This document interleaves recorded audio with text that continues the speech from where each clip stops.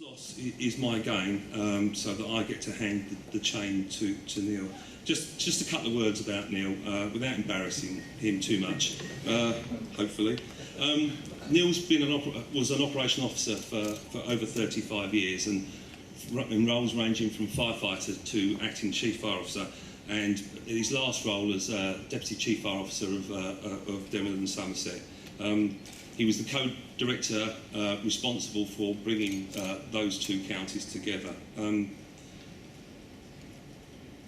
More germane in some ways is that Neil was the chair of the working group that brought in the new fire safety order. So he's got an enormous background in fire safety and also was the lead for fire protection for CFOA from 2007 to 2013.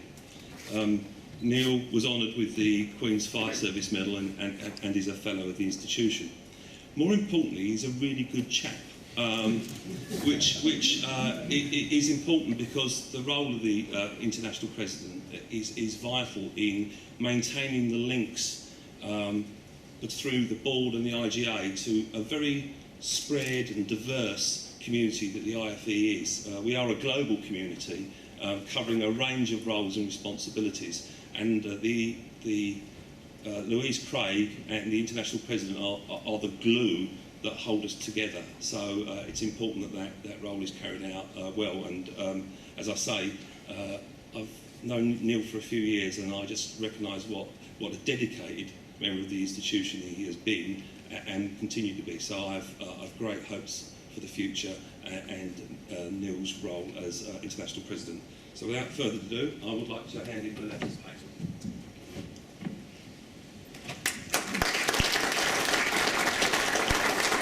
No, you don't have to. Minor courtesy will be fine.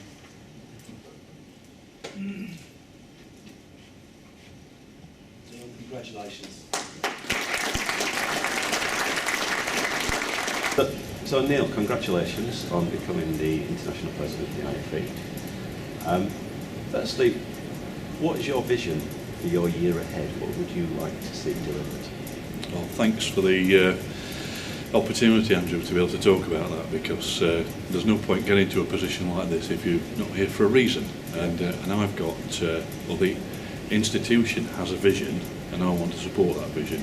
We're here to help make the world safer from fire. We want a society that's safer from fire. The IFE, I think, has got a really important, fairly small role, but a unique role. And I want to leave next year, when I hand forward to the next president, another step forward in some particular fields. And what are the ingredients that are needed? I know that you're introducing a hub online, but your background in fire safety and your background with fire safety order, what are you going to bring in terms of learning from disasters, etc., that you've spoken about in the past? I hope, because of my broad base of experience in the fire sector, that I can bring people together that have got really good answers to some of the wicked problems all around the world. Whilst my biggest piece of work in the past has been about the fire law in the UK, but the journey to get there, to help with that, I had to understand behaviour of people, behaviour of fire, behaviour of buildings with people and buildings on fire. So I think there's something to contribute in all of those cuts. And as has been spoken at the conference today, the integration of that is crucial. No one solution fits in any one particular place, so we need to look at designing out the fire in the first place, notifying people, protecting people, and when it all goes wrong, responding safely. So during your year, you're going to be going out there and visiting the branches. Is that the kind? Are you looking for information that you can then share around the world? Is that the way the IFE works? I'm looking for knowledge about fire specifics and for people who can convey that knowledge, and for systems that work wherever you are. It's a really complicated equation, achieving fire safety, and every country and even subsets within countries are in different phases of development. And by visiting, listening, learning, having the time to understand what works where, and then publish it, share it through our hub, share it by discussion in meetings, pass it through the institution's network. Hopefully some of it will be applied in the right places and bring about improvements. Thank you. Right, for the once and only time in the year, I'm going to give you an address from the lectern that I'm going to read. It's not my normal style, but because of the nature of the business, I want to get the words absolutely correct here, so if you bear with me. It's my opportunity to set out my view, my vision, and my own personal journey and explain what I think should happen in the next year.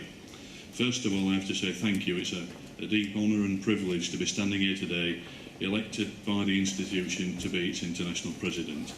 I'm stood, it's a bit of a hackneyed phrase now, but I'm stood on the shoulders of giants. I look at the boards listing people that have had this position before, and I feel embarrassed for me to have got here. It just doesn't feel right, but I'm here and I'm going to do the best of it I possibly can. I want to carry on to deliver and help the institution deliver the ideals of the founders of this body to help achieve the objectives that we have been working towards now for almost 100 years. Firstly, some fine words have been said about Grant, but I'd particularly like to recognise and thank his support and the work he's carried out as International President.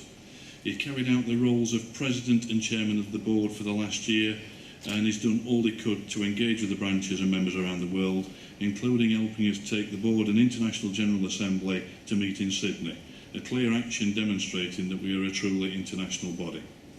I feel we have gained enormous value from having Grant, an Australian-based Chief Fire Officer, as our President and Chairman.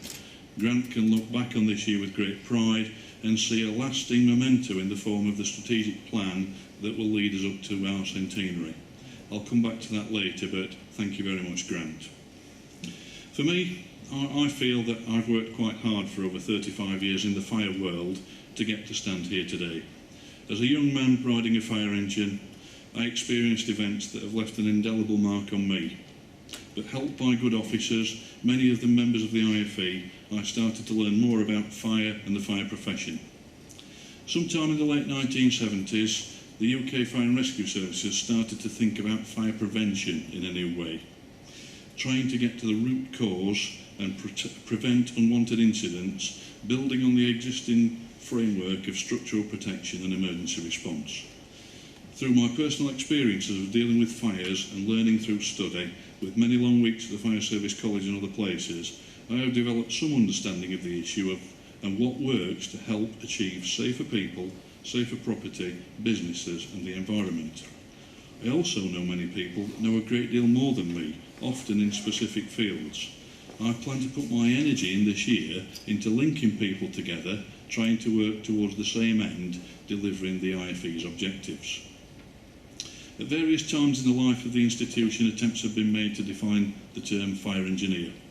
I do not wish to reopen that debate, but to bring a focus on the science of fire and the factors that can protect us from it. Whilst it will be fire engineers, in whatever guise, that will do things that help achieve greater safety from fire, it is what they do, or more precisely, what they base their decisions on, that interests me the most.